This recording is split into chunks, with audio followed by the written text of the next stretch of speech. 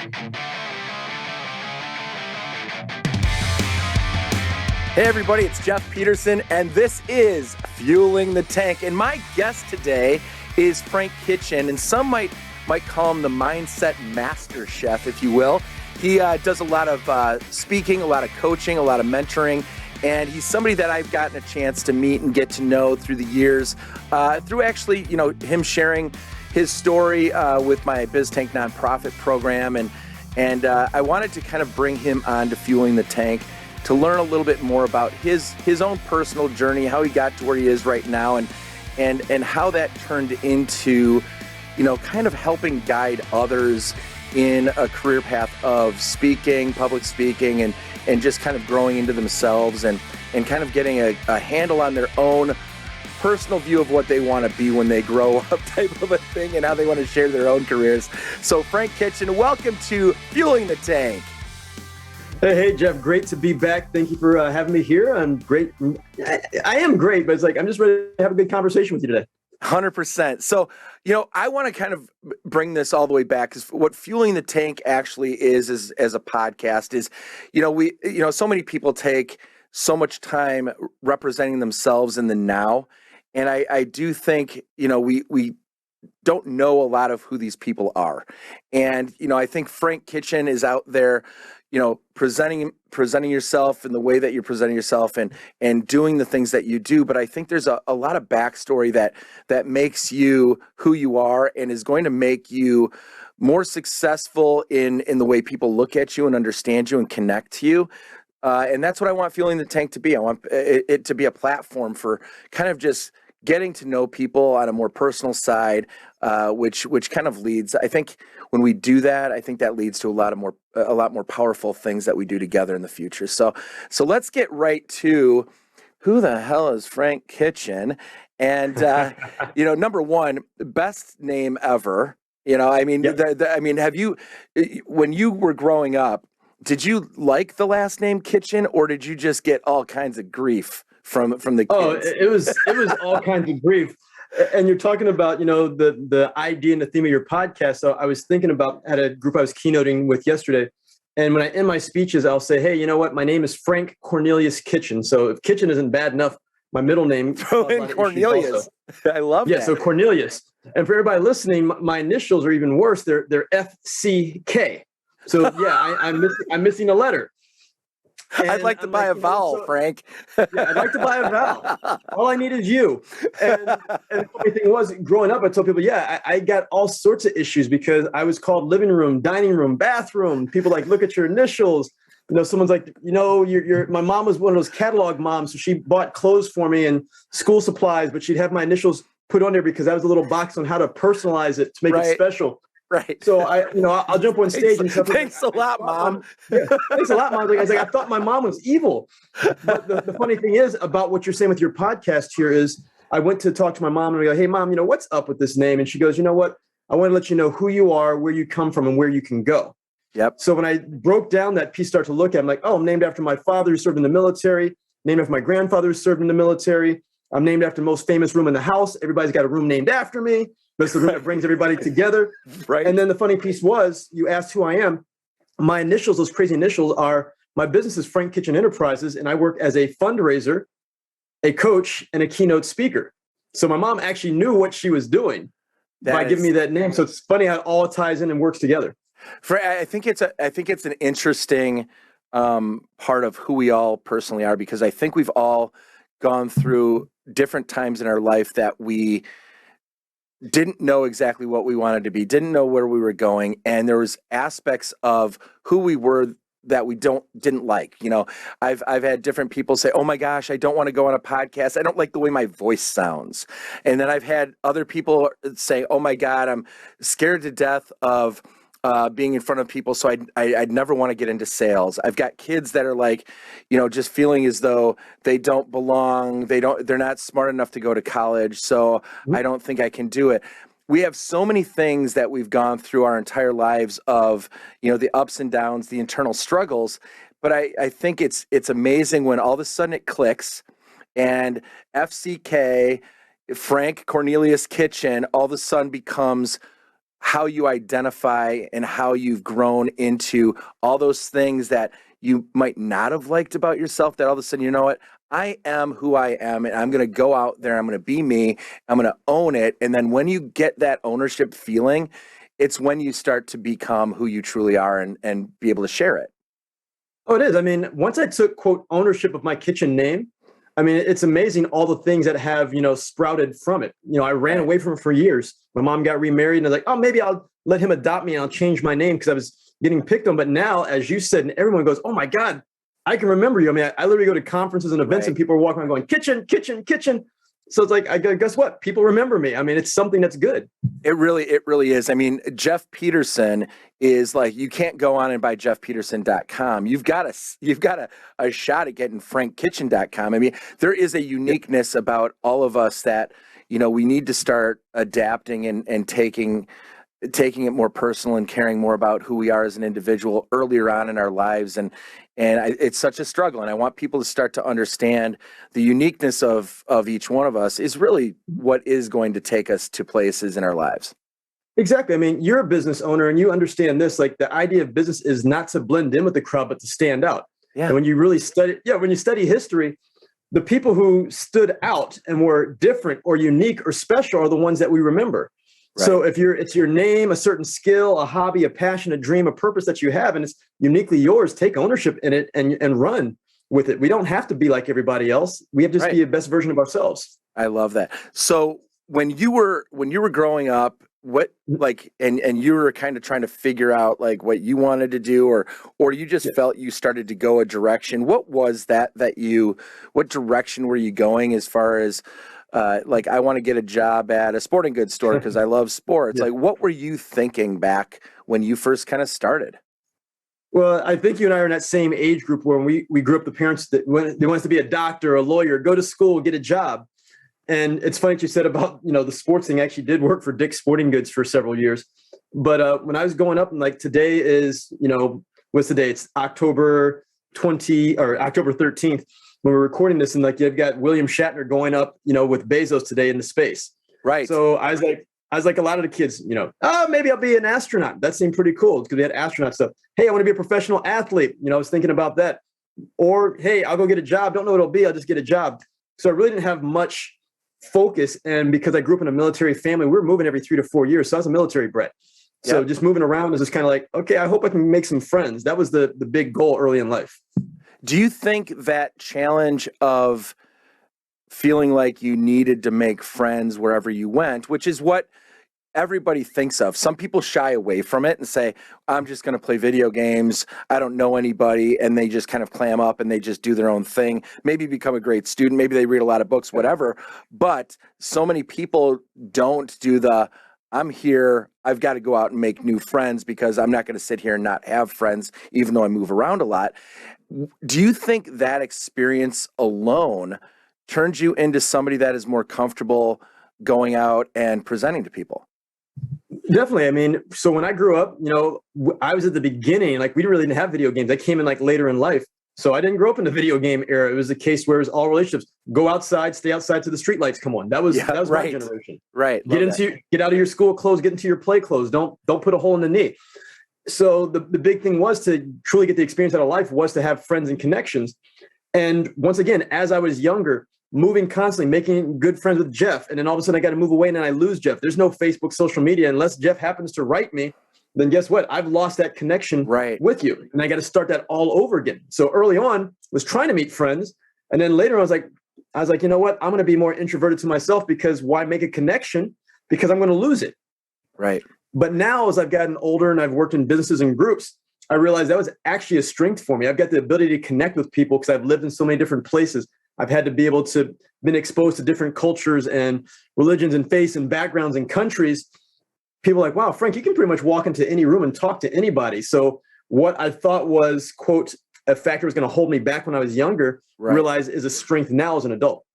And I think so many, I've had this conversation and I've made this statement during the whole pandemic side where students were complaining about their experience because now they had to take school remotely and they weren't getting the same education level. They weren't getting this experience and that exposure and all of that. And I sit back and I go, when we talk to those kids that went through that years from now, there's going to be the kids that went through it and just complained their way all the way through it and didn't like turn it into something that's going to strengthen them in the future. But then there's going to be a group of those kids that said, hey, remote learning's a thing. Remote jobs because of this is going to be a thing. So I'm actually getting more experience now for my future career that might allow me to live anywhere in the country and work for a company because I strengthened my remote skills and got comfortable in front of the camera in a video situation. Oh, exactly. I mean, it's not even kids, it's adults. I mean, there are adults who are going, oh my God, the world is over. I mean, I can be honest. My business last year, when March came around, March 2020, literally lost all my work in 2 days. Yeah. I mean, my job was to be on stages in front of people. Right. And then all of a sudden it shut down. And for me, because last name Kitchen, so I put kitchen spins on everything. I share with people, like, when you're truly hungry for something, like these kids you're talking about, when you're hungry for something, a burnt meal doesn't stop you from being hungry. So think about it. We've all had something that we've craved for, we desire, and we start making up, and then it just doesn't go out the way we want. That doesn't stop us. That's where half the world went last year. It's over. I can't do it. But then the people who've succeeded during this time, of which I'll explain, this has been the best year of business ever for me. And people are like, wait, but it's during the pandemic. I'm like, well, hey, I've had worse things in my life happen. I'm just going to have to go figure this out. And to be honest, COVID thinned out the people who were, quote, the fakers. Yeah, people who truly believed about their businesses or their companies or their dream or their passion kept going. The people who were just in it for other reasons, they all jumped ship. So what happened was it cleared the competition, it leveled the playing field. And for, like you said, those kids who said, hey, let's figure it out. It's like, let's go jump into this and figure it out. So that's what we have to look at for everything. Everything is a challenge. You know, it's a game. We love to play games and do different activities. As I said, my last name is Kitchen. So people are saying, what are you cooking up? Even for people who can't cook, when they're hungry for something, they will pull out their phone, look up Google, and jump into the kitchen and try cooking. They've never cooked before and they burn, frying pans, but they'll try it. Right. And guess what? They're growing. But the people mentally who hold themselves back and you talked about it earlier, they allow their mental beliefs or mental barriers to become physical barriers. They are holding themselves back. So we have to release those mental barriers first. Did you ever think about being a chef? I mean, is that the most often? Is that the question like everybody asks you? So I'm being So I feel like I'm just one of the billions of people that have asked that. But did you ever think about that? My company's Frank Kitchen Enterprises. So when I started the checking account going, it's like, oh, do you own a restaurant? Are you a chef? Are you a cook? When I was in high school, I went in and I did 3 years of culinary in high school. And the first day I go into my home ec teacher and she goes, what's your name? And I'd shown up to school like 2 weeks late. We just moved into town, so we were late for school starting. Right. I go, Frank Kitchen. She goes, no, tell me your name. I was like, Frank Kitchen. She goes, no, give me your real name. I was like, it's Frank Kitchen. She goes, okay, you've got one last chance because I'm in this class and I realize you got the football players, you got the basketball players, you got all the athletes, and you know how they are. They're causing jokes all the time. Right. So she goes, you got one last chance or you're going to detention. And I'm like, looking at the deal, and she goes, oh, your name is Kitchen. It's like, welcome to class, Mr. Kitchen. I mean, Mr. Kitchen, I love that. Mr. Kitchen, yeah, sounds like a late night infomercial. Right, it does. But yeah, so I took that in school, and at the end of doing that piece in school, my instructor, she talked to my mom and parents like, hey, I think you should consider culinary school. So I didn't go in that direction. Just I love cooking, I still do, but it just wasn't I'm like, that's too obvious. It's you spent so much of your younger years like shying away from the name and the brand of Kitchen. Yeah. So it's probably, if your last name was Smith, you might have become a chef. Yeah, I might have become a chef. I mean, it's funny. Years later, I went to go work for a company. I was in charge of their customer service. We did it, but as a progressive dining tour where we take people to restaurants and cooking. And I would call up a customer service or take people out on these tours all around the country. And they go, wait, your name is Kitchen and you're taking us on these food tours? That is awesome. Right. And that's when I started going, like you said, why am I running away from this? I was perceiving it as something bad. Everybody around me thought it was the coolest thing ever. Right. Yeah. And so where did it start to turn into where you really like to be in front of people? It's the way it's what your passion turned into, where you started sharing techniques. Because here's the thing. If you're going to coach, mentor, and speak on topics, you have to feel as though you're an expert of some level, or you've got inside trader knowledge of helping people through a situation that's going to better them after they hear you speak. Yeah. At what point? I mean, that you know, it's funny. I always think, man, that speaker that's in front of us, they've got to feel that they've got their shit straight for them to be up there, thinking they're going to talk to a room of 500 people, and they've got something important for everybody in that room. At what point did you, in your career, your personal career, and your journey, get and gain that information that you kind of honed it into something that was a value add for what your career is today? Got it. Well, there's a couple things. So I'm going to start in a couple different steps. So the first step was probably back in the mid to late 90s. I was working as a manager for a toy store, so KB Toys. Oh my gosh, I love KB Toys. Yeah, so I was a store manager and I was a trainer of management. And we discovered that a lot of our employees didn't have like the store, the product, the sales knowledge. And like, how am I going to get to these people? Because they won't let me have training meetings all the time. What should I do?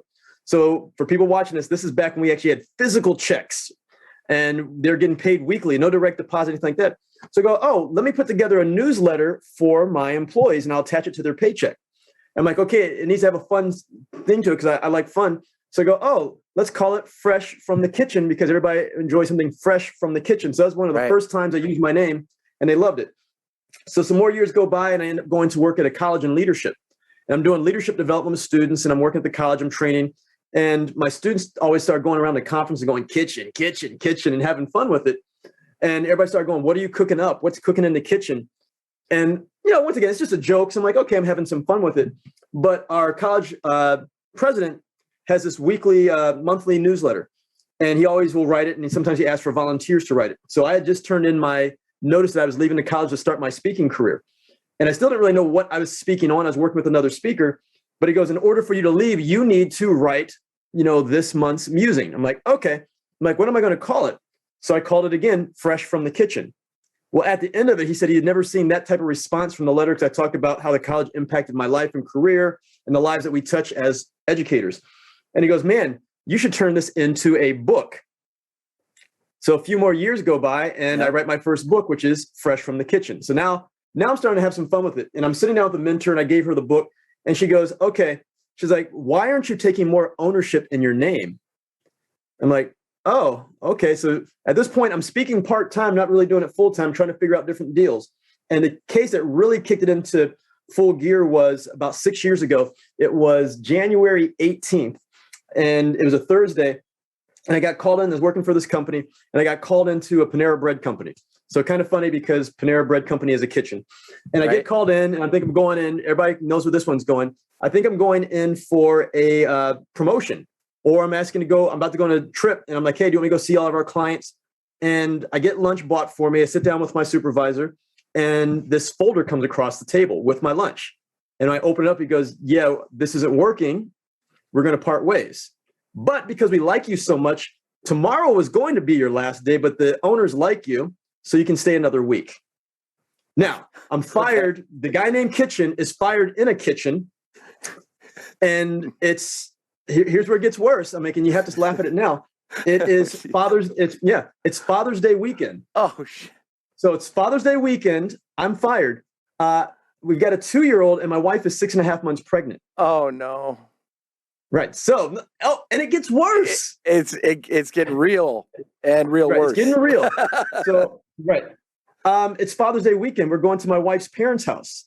Oh no. Now I got to go to my wife's parents' house, sit down with my father-in-law and go, and hey, he's going to say, so how's work going? Yeah. Hey, yeah, guess what? How's work going? I got fired. Your third grandchild's on the way. Your daughter's not working. I'm not working. I want to be a professional speaker. That's how all this. Yeah.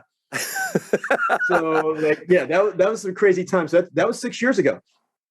So at this point, I'd signed up for a speaker showcase that week. So I've been talking about taking this career to another level. And my wife's like, well, hey, take my father-in-law, my father-in-law, her father with me. And he's an old marketing guy, worked for the phone company. So he comes, he'd never seen me speak live before. And I do my speech. I'm just focused on him. And I'll be honest, I knocked it out the park. And at the end, he comes up to me and goes, man, this is what you're born to do. What can we do to help you? And at this point, we started to sit down and he started saying, hey, Frank, you know what? you share recipes with people. He got involved. He wanted to be Right. around. And from that point I shifted branding to like, okay, let me really take ownership of my name, Kitchen. And as the years started to go on, and especially during COVID, I went full bore in. I had another mentor goes, hey, you're the chef. You cook things up. You teach people how to cook things up. So as you said, am I a chef? Yeah, your recipe for success. I mean, there's so many cool twists. Right. There's so many cool twists. So in this last year, especially for COVID, I'd say this last 2 years is where I just jumped in full bore and realized that people love the analogy and they could really, hang on to it. So I'll tell, hey, what's that tasty result that you want? What's your recipe? What are you cooking up? What do you hunger for? You have to get hungry. You have to be honest with yourself. You have to share your recipe with others. You don't cook for yourself. I mean, and everything is flowed together. So it's programs I've been doing over 20 years of leadership development.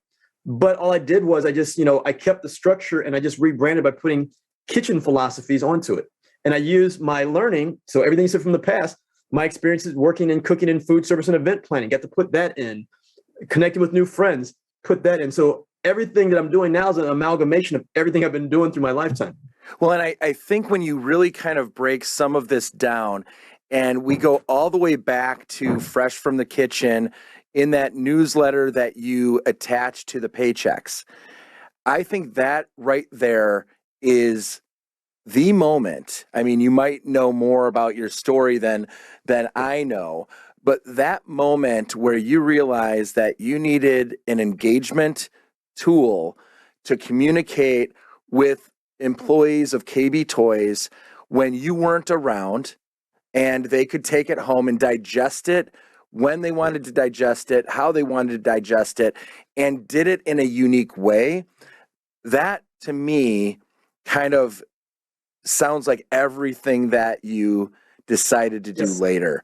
And everything that you're doing now is exactly the same concept, is that moment you owned it and tried to engage and connect differently. It was. And because that one time then was me truly being myself. Like, it was fun. Right. Authenticity is huge. I put word scrambles in there. There's contests. So for the ladies who work for me, I'd go out and get their nails done. For the guys who won stuff, I'd get them food. I mean, that's how so I got a chance to be me, and I wasn't so worried about what everybody else was thinking. Like, my ultimate piece was, what result do I want? I wanted to hit the sales goals. I want to have the best store, customer service, and sales.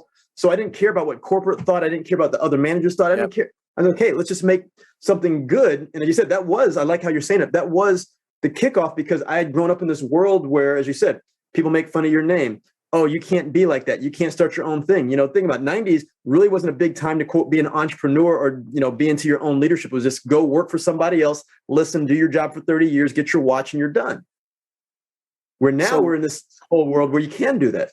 So when you kind of went through the whole virtual speaking, did the other social platforms start to become more important, more valuable, and something that you really had to hone in on and be a little bit unique on each different platform, the way that they were allowing you to engage with people? Was that something that you said, okay, crash course time, I can't just be Frank Kitchen, cooking things up and all the rest of it, because the social platforms were going to be the way that you were going to get out in front of people and get them to entrust you, get to know you, understand your personality, to hire you to be a virtual speaker during those downtimes?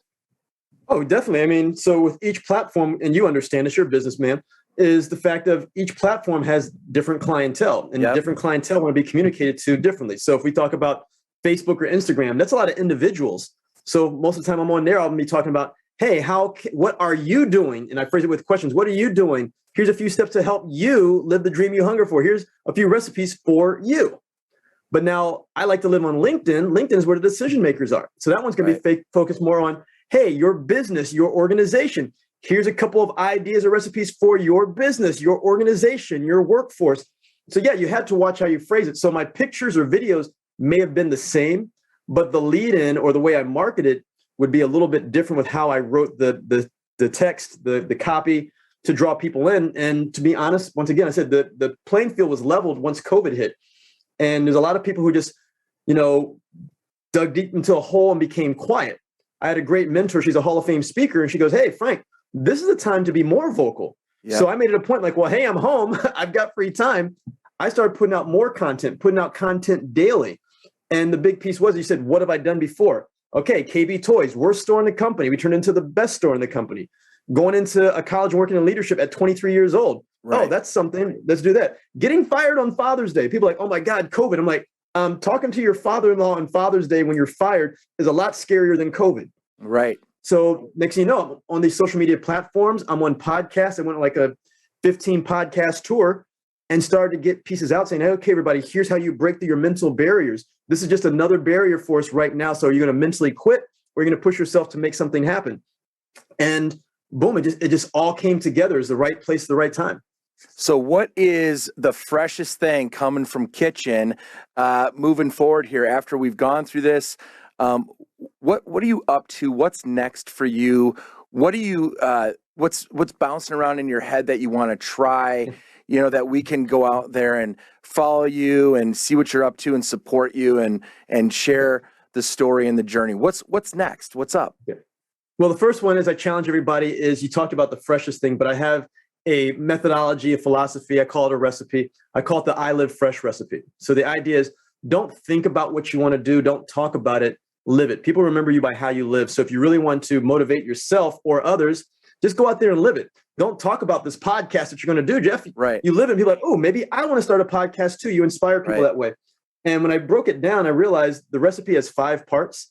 And everybody can listen to this when you can write it down. If you have a speaker, an interview person say, write it down, it's important. But Fresh has 5 letters. And the 5 letters are F.R.E.S.H. So the F is focus. During my whole career, I realized when I was more focused, knowing exactly what I wanted, boom, things happen. So be focused. Then you got to be resourceful. We're never going to have every resource that we want in our lives. So be resourceful. And the best way to be resourceful is to think about your network, the people around you. Right. All those connections I made over the years are the people who helped me find work. So be resourceful. After that, you got to get enthusiastic. Chase after the things that keep you awake at night in a good way, the things that you're always loving. This is the greatest time in history to go chase after something that you love, because guess what? There's other people who either don't have the time, the passion, or knowledge to do it. So you can actually get compensated to do something that you love. So get excited about the work that you want to do. You got to stay strong mentally. We always want to quit and give up. So stay strong mentally. And then the final one is be honest. Be honest with yourself, not just the people around you, but you have to ask yourself, are you helping the process or hurting it? Are you asking for help? Have you done something like this before? Can you go back and use that recipe to live? So I want people, as you said, what am I up to? I'm on a mission to have everybody just to go out and live fresh. And when we're doing this, and I also want them to post it on social media.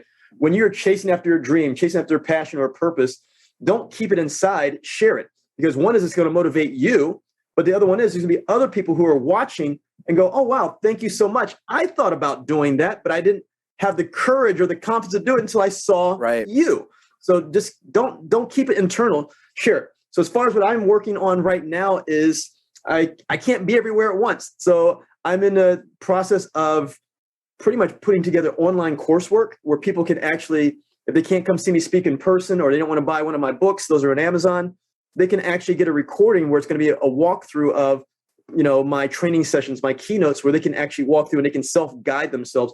So those will be coming out here.